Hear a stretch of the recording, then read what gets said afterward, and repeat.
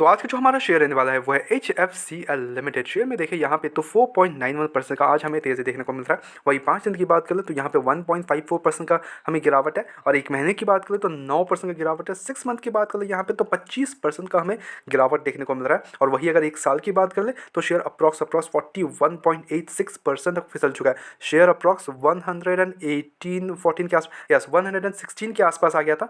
वहाँ से शेयर हमें आधा होते हुए देखने को मिल रहा है। लिटरली 60 रुपीज़ में आ चुका है, 60 रुपीज़ तक शेयर पहुंच चुका है। ठीक है, नाउ शेयर में इतनी बड़ी गिरावट है, अब इस लेवल्स पे हमें क्या करना चाहिए, ये मेन क्वेश्चन है। बिकॉज अगर आप ऑलरेडी लेके रखे हो तो ये आप पैनिक कर रहे होगे। ठीक है, अब करे तो करे क्या, उसका आंसर मिल जाएगा आपको। ठीक है, एट द सेम टाइम अगर आपको फ्रेश एंट्री लेना है, देखो बिकॉज देखो अगर कोई भी शेयर गिरावट हो रहा है, अगर वो अच्छा स्ट्रॉन्ग फंडामेंटल स्ट्रॉन्ग स्टॉक्स हो तो उस लेवल्स पे खरीदने का मज़ा ही अलग है, and then it will give you very good returns अगर वो फंडामेंटल स्ट्रॉन्ग स्टॉक्स हो। ठीक है, हम यहाँ पे चेकआउट करेंगे कुछ newses, at the same time हम ये भी देखेंगे कुछ फंडामेंटल्स, शेयर में fundamentals, results, everything we will check out and then we will decide हमें आगे के लिए इसको कैसे टैकल करना है। Let's directly dive into this company's results. See results नहीं बोलूँगा बट न्यूज़ है। ओके, तो थोड़ा सा हम न्यूज़ को देख लेते हैं। यहाँ पे 10% तक जंप किया है ऑन हैवी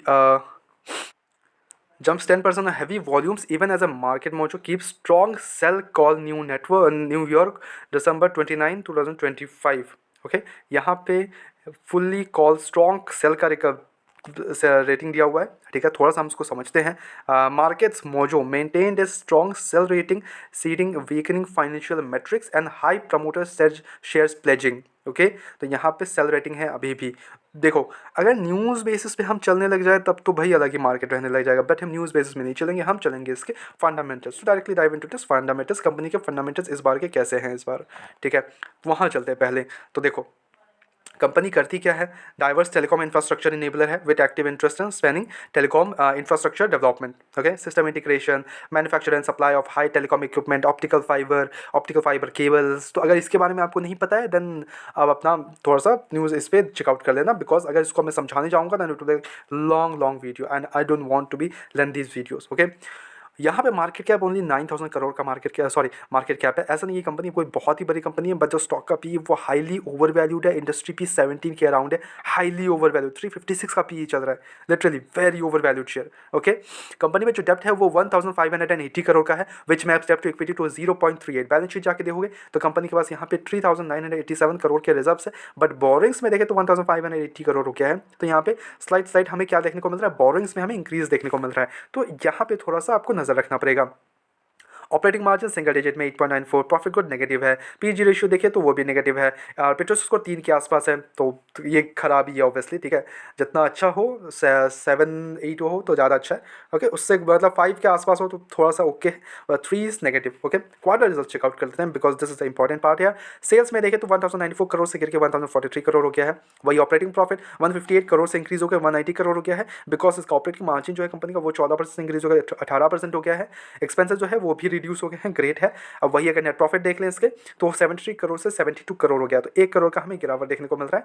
ओके, अब यहाँ पे क्यों हो रहा है, because of the other income. तो अदर इनकम देखोगे तो इस बार 13 करोड़ हुए जो कि पहले 15 करोड़ थे।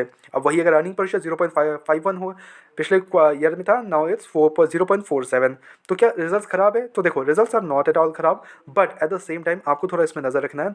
क्यों नजर रखना है, बिकॉज इसके पहले 2 क्वार्टर्स थे वो रिजल्ट्स उतने अच्छे खास नहीं थे, नेगेटिव में रिजल्ट्स थे, तो सडनली ये पॉजिटिव हुआ है, और 1-2 क्वार्टर पॉजिटिव हो तो ज़्यादा बेहतर है। इन्वेस्टर्स का चेकआउट करोगे तो 28% की होल्डिंग है प्रमोटर्स ने कहा दिसंबर क्वार्टर में, बिकॉज इन्होंने काफ़ी ज़्यादा सेल करते जा रहे हैं अपना स्टेक्स। पहले 37% थे, 36, 34, 31, नाउ इट्स 28%। बट खरीदा भी एफ ने है यहाँ पे, वो ठीक है। 9% का स्टेक अभी एफ ने कर लिया, यहाँ 14% का स्टेक रियाइस के पास है।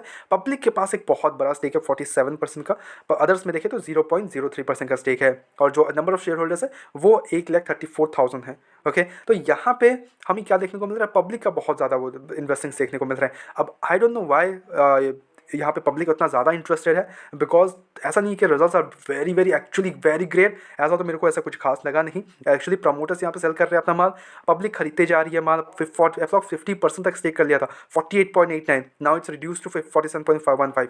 ओके है, बट स्टिल देखो कंपनी अभी काफ़ी ज़्यादा नेगेटिव ट्रेंड पे है। हमें क्या चाहिए ऊपर जाने के लिए?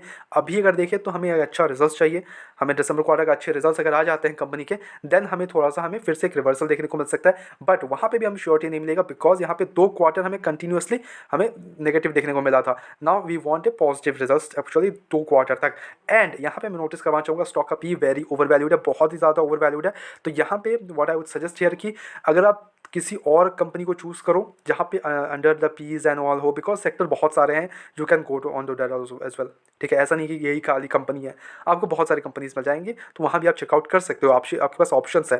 ठीक है, अब यहाँ पे जो मेन क्वेश्चन आता है क्या इस लेवल्स पे हम फ्रेश एंट्री कर सकते हैं? तो देखो, अगर आपको थोड़ा रिस्की जाना है, रिस्की गेम खेलना है, आपको सेक्टर वाइज पसंद है शेयर, बिकॉज आप अगर इन्वेस्ट भी कर रहे हो तो ऑब्वियसली सेक्टर वाइज ही कर रहे हो ना, ऐसा नहीं है कि किसी भी शेयर को उठा के रख ले रहे हो, ये तो नहीं कर रहे हो, ऑब्वियस सी बात है। तो यहाँ पे आपको अगर सेक्टर पसंद है एंड आपको थोड़ा रिस्क लेना पसंद है, then you can go ahead. ठीक है, उसमें कोई इशूज़ नहीं है मेरा।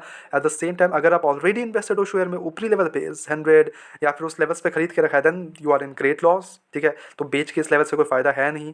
अगर आपको इतना लॉस झेल सकते हो देन आप सेल कर सकते हो, अदरवाइज सेल करके कोई फ़ायदा है नहीं। You can wait as well. ठीक है, आपको वेट ही करना पड़ेगा इस लेवल्स पे।